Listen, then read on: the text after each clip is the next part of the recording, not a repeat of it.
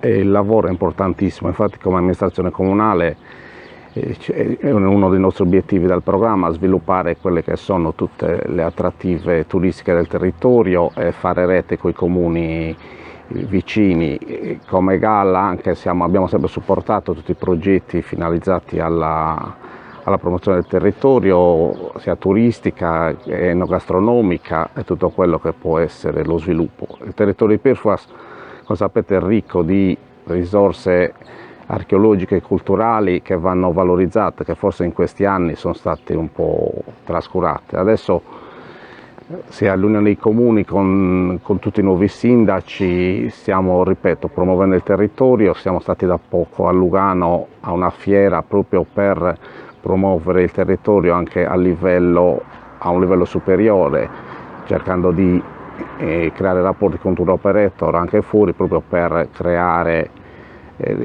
questa promozione dello sviluppo del territorio che è vicino al mare. Noi abbiamo il mare come vetrina, come i turisti spesso vengono qua nelle spiagge e non conoscono l'interno, quindi è quello che dobbiamo fare. Il progetto Ancora sicuramente può contribuire a questo obiettivo, quindi siamo ben contenti di supportare questo progetto.